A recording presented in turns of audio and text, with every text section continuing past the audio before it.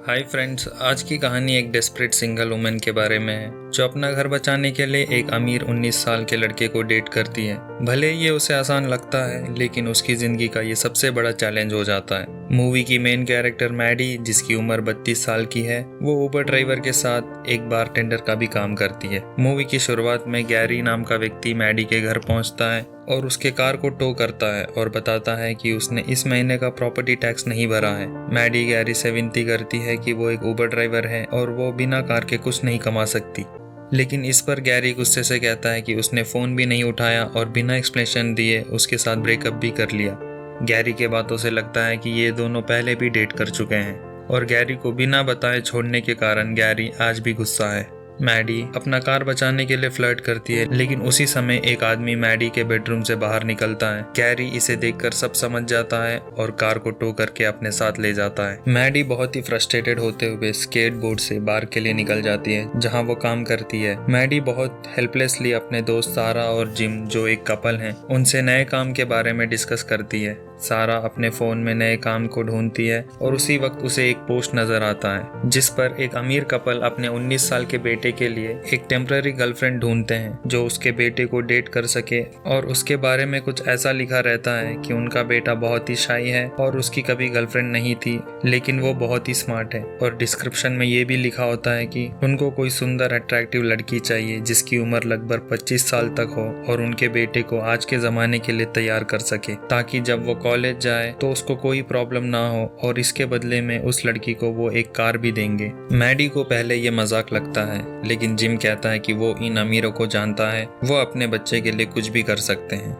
उसकी दोस्त सारा भी सलाह देती है क्यों ना एक बार इसे ट्राई कर लिया जाए। मैडी अगले दिन उस अमीर कपल के घर पहुंचती है। वो कपल मैडी से उसकी उम्र पूछते हैं। मैडी पहले घुमा फिरा कर जवाब देती है कि उसकी उम्र लगभग 30 साल के आसपास है, जिस पर वो कपल पहले थोड़ा नाखुश दिखते हैं, लेकिन मैडी उनको कन्विंस कर देती है ये कहकर कि वो समझदार है और उसको पता है कि उनके बेटे के साथ कैसे हैंडल करना है और वो इस काम के लिए सबसे परफेक्ट है। पेर्सी की माँ बताती है कि वो अपने बेटे के लिए बहुत ही परेशान है और पिछले 3-4 सालों में उसका कोई भी दोस्त नहीं है। वो सिर्फ हमेशा अपने फोन में ही रहता है और वो कमरे से भी बाहर नहीं निकलता। ना ही वो ड्रिंक करता है, ना ही पार्टी में जाता है, और उसकी आज तक कोई भी गर्लफ्रेंड नहीं रही। लेकिन मैडी उनको भरोसा देती है कि वो उनके बेटे को पूरी तरह बदल देगी। पेर्सी के पेरेंट्स मैडी से कहते हैं कि इसके बारे में पेर्सी को कुछ पता नहीं चलना चाहिए। पेर्सी, जो कि एक 19 साल का है, वो बहुत ही शाई और इंट्रोवर्टेड किस्म का लड़का है और वो समर वेकेशन में एक एनिमल शेल्टर होम में 10 से 6 तक काम करता है और उसे जानवरों से लगाव भी है। अगले दिन मैडी एनिमल शेल्टर होम जाती है जहां पर पेर्सी काम करता है और पेर्सी से दोस्ती करने के लिए एक कुत्ते को अडॉप्ट करती है। शेल्टर होम में पेर्सी अडॉप्शन फॉर्म फिल करने के लिए कुछ प्रश्न मैडी से पूछता है। मैडी जवाब देते हुए पेर्सी को सेड्यूस करने की कोशिश करती है,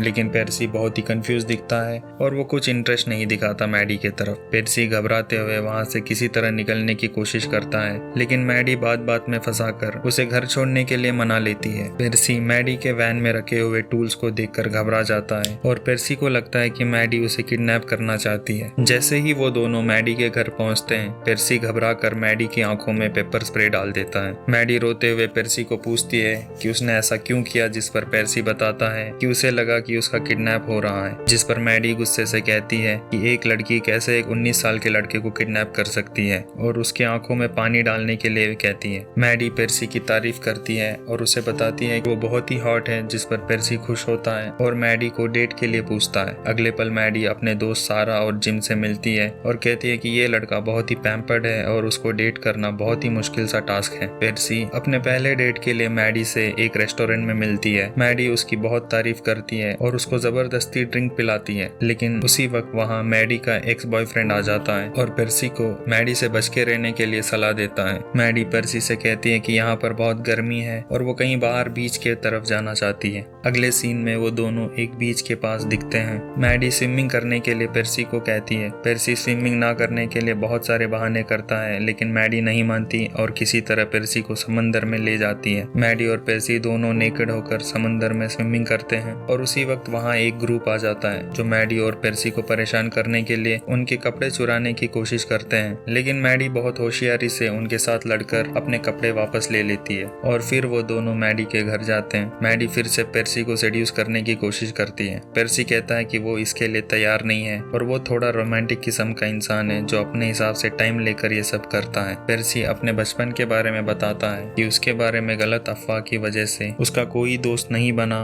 और वो इसीलिए हमेशा अकेला ही रहना चाहता है। उसके कई सारे दोस्त तो हैं लेकिन सारे ऑनलाइन हैं। और आखिर में पेर्सी मैडी से कहता है कि वो इस वक्त इसके लिए तैयार नहीं है, लेकिन वो उसके साथ और भी पल बिताना चाहता है और उसके बारे में और भी जानना चाहता है। मैडी इस पर अग्री करती है और अगले दिन वो दोनों बहुत सारी फन एक्टिविटीज करते हैं। उनको देखकर ऐसा लगता है जैसे पेर्सी को अच्छा दोस्त मिल गया है। पेर्सी मैडी को एक खिलौना भी गिफ्ट करता है और मैडी को किस करता है और उसे डेट के लिए भी पूछता है। अगले पल दोनों डेट के लिए तैयार होते हैं और जब वो रेस्टोरेंट में मिलते हैं, मैडी की नजर पियानो पे पड़ती है और वो पेर्सी से रिक्वेस्ट करती है कि उसके लिए कुछ गाना गाए। पेर्सी मैडी के लिए एक रोमांटिक सा गाना गाता है जिसे मैडी सुनकर थोड़ी इमोशनल हो जाती है और वहाँ के लोग भी वो गाना सुनकर पेर्सी की बहुत तारीफ करते हैं। और जैसे ही रेस्टोरेंट में वो दोनों अपना डिनर एंजॉय करते रहते हैं, उसी पल पेर्सी की एक दोस्त नटाली मिलती है। नटाली पेर्सी को बताती है कि वो भी कॉलेज के लिए प्रिंसटन जा रही है और वो दोनों साथ में पढ़ सकते हैं। नटाली पेर्सी को एक पार्टी में जाने के लिए इनवाइट करती है जहाँ पर प्रिंसटन के कई सारे स्टूडेंट्स होंगे और वो उन स्टूडेंट्स को जान सकता है, लेकिन मैडी को ये पसंद नहीं आता और वो सीधा उसके मुंह पर मना कर देती है। पेर्सी मैडी को बताता है कि वो ड्राइविंग क्लासेस लेने वाला है, जिसके बाद जब वो कॉलेज ज्वाइन करेगा तो हर वीकेंड उसे मिलने आएगा। मैडी थोड़ी घबरा जाती है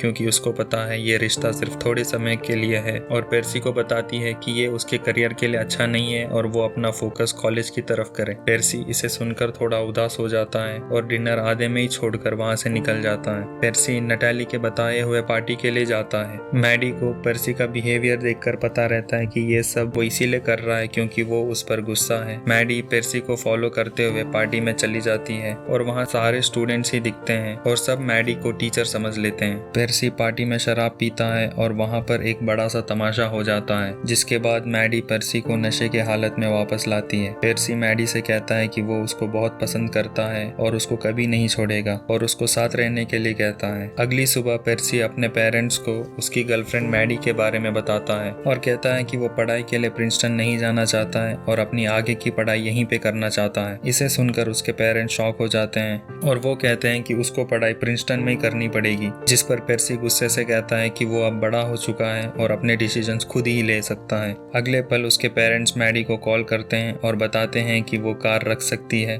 इसके बदले में उसको पेर्सी को कन्विंस करना पड़ेगा कि वो प्रिंसटन जाकर आगे की पढ़ाई करे। लेकिन उसी वक्त पेर्सी अपने गैरेज में जब टेस्ला कार को ऑन करता है तो उसका ब्लूटूथ फोन के साथ कनेक्ट हो जाता है और वो मैडी और उनके पेरेंट्स के बीच में हुए कॉन्वर्सेशंस को सुन लेता है। पेर्सी सब कुछ समझ जाता है कि मैडी उसकी पेरेंट्स की सेटअप थी और वो उससे प्यार नहीं करती। पेर्सी ये सब सुनकर बहुत ही इमोशनल हो जाता है। पेर्सी अपने पेरेंट्स और मैडी से बदला लेने के लिए मैडी को अपने घर में खाने के लिए इनवाइट करता है। पेर्सी इनडायरेक्टली मैडी के बारे में बहुत भला बुरा कहता है और वो बहुत ही फ्रस्ट्रेटेड भी दिखता है। पेर्सी उस कार को भी तोड़ देता है जिसको उसके पेरेंट्स मैडी को गिफ्ट करने वाले थे। पेर्सी मैडी को अपने कमरे में इनवाइट करता है और उसके साथ मेकआउट करता है। उसे देखकर ऐसा लगता है कि वो करना तो नहीं चाहता, लेकिन गुस्से के कारण ये सब हरकत कर रहा है। और इन सब के बाद मैडी को बताता है कि उसने उसकी कार को जंगल में छोड़ दिया है और उसको ये नाटक ना करने के लिए कहता है। मैडी सब समझ जाती है और पेर्सी से माफी मांगती है और कहती है कि ये सब उसने सिर्फ अपना घर बचाने के लिए किया और इसमें उसका कोई भी पर्सनल इरादा नहीं है। लेकिन पेर्सी कहता है कि ये उसके लिए सब कुछ पर्सनल था और मैडी को वहाँ से जाने के लिए कहता है। पेर्सी अपने पेरेंट्स से भी शिकायत करता है कि वो उसके लिए कुछ ना करें, वो एक ग्रोन अप है और अपनी लाइफ के डिसीजंस खुद ही ले सकता है और उसे बिना पूछे कुछ ना करने के लिए कहता है। इन सब के बाद मैडी बहुत ही इमोशनल और डिप्रेस्ड हालत में दिखती है। मैडी अपने टूटे हुए कार को रिपेयर करके उसी में अपना उबर ड्राइवर का काम शुरू करती है। मैडी अपने दोस्त जिम और सारा से मिलती है और वो दोनों मैडी को बताते हैं कि वो मॉन्टैग छोड़कर फ्लोरिडा शिफ्ट होने वाले हैं, फ्लोरिडा जाने वाले हैं क्योंकि उनके पास इतना रेंट नहीं है कि वो हर महीने दे सके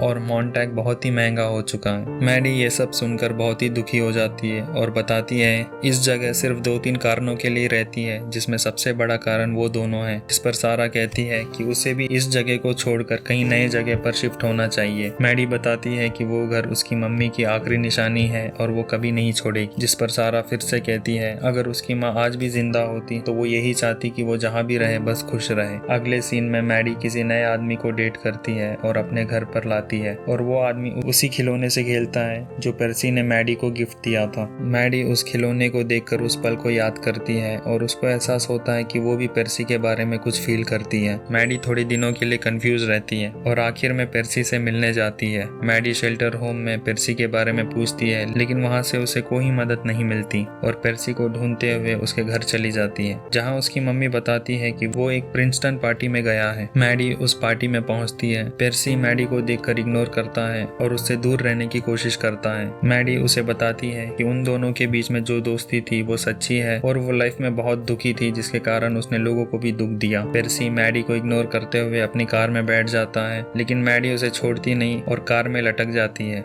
लेकिन पर्सी गाड़ी नहीं रोकता और कुछ ना दिखने के कारण उसी हालत में कार को सीधा समुंदर में ले जाता है। कार पानी में डूबने लगती है और पर्सी घबरा जाता है कि मैडी को कुछ हुआ तो नहीं। मैडी सही सलामत दिखती है और पर्सी से माफी मांगती है और कहीं ना कहीं पर्सी भी उसको चाहता था और इसी कारण आखिर में पर्सी माफ कर देता है और वो दोनों साथ बैठकर बहुत सारी बातें करते हैं। मैडी पर्सी को बताती है कि वो कैलिफोर्निया शिफ्ट होने वाली है और उसकी बहुत याद आएगी। अगले पल मैडी सारा और जिम को अपना घर बेचती है और उनको बताती है कि उसे उन दोनों से अच्छा कोई खरीदार नहीं मिलेगा और उनको मैनटैक छोड़ने की कोई जरूरत नहीं पड़ेगी। मूवी के आखिरी सीन में पर्सी अपने माँ बाप को गुड बाय कहता है और प्रिंसटन के लिए निकलता है, लेकिन इस जर्नी में वो अकेला नहीं रहता। मैडी भी उसके साथ दिखती है। मैडी जो कैलिफोर्निया के लिए निकलती है उसे बताती है कि वो लॉन्ग डिस्टेंस रिलेशनशिप को ट्राई करना चाहती है, जिस पर पर्सी भी अग्री करता है और वो दोनों खुशी से अपनी नई जर्नी शुरू करते हैं। मूवी यहाँ खत्म होती है। अगर आपको ये मूवी पसंद आई तो लाइक करें, सब्सक्राइब करें और ऐसे ही हमारे साथ बने रहें।